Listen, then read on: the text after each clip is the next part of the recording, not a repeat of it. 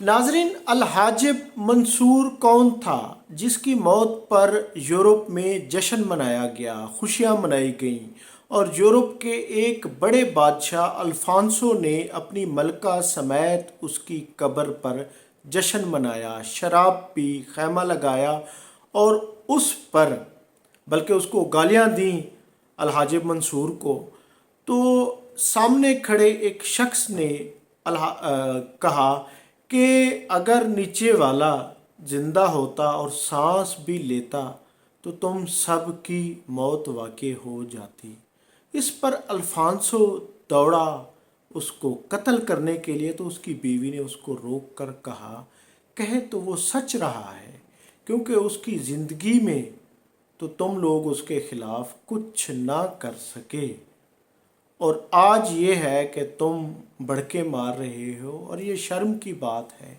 यकीनन मरने वाला बहुत अजीम था। नाजरीन, ये जिसकी मौत पर अल्फांसो ने, तारीख़ में ऐसे दो वाक़े हैं, एक सुल्तान सलाहुद्दीन अयूबी के मुतल्लिक और दूसरा यानी कि अल-हाजिब मंसूर के मुतल्लिक। अल-हाजिब मंसूर कौन था?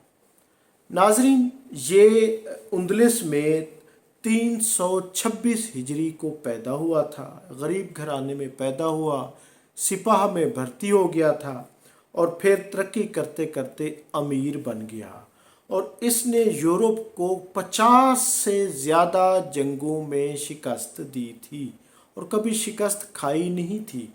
बल्कि इसकी सबसे बड़ी जो फतह थी एक यूरोपीय शहर लियोन था। जब इसने फतह किया था तो उस वक्त सारे सरदारों को और तमाम सलीबी, तमाम यानी कि यूरोप की मुत्तहिदा फ़ौज को शिकस्त दी थी। ये एजाज़ सुल्तान सलाहुद्दीन अयूबी को भी हासिल है। तो इन्होंने जब शिकस्त दी और सरदारों को कत्ल कर दिया था, शहर लियोन में अजान दी गई थी।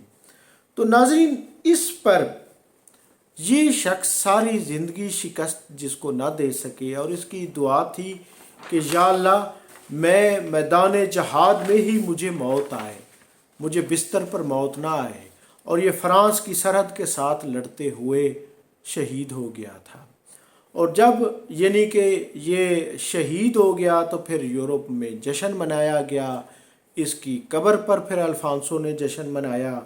नाजरीन, ये यानी कि इसके बाद यही उंदलस जो आज स्पेन है, जो आज यूरोप का बड़ा मुल्क है, जिसको अब्दुल्ला ने यानी कि बादशाह फ्रेंडेड के हाथों यानी कि उसके हाथ पे चाबियां दी थी, ये इसी की मेहनत का, अल-हाजिब मंसूर समेत कई बादशाहों की मेहनत का रिज़ल्ट था कि यूरोप में एक बड़ी मुस्लिम हुकूमत जिसने 800 बरसों तक हुकूमत की थी, ये उसी का बड़ा सिपा सलार था।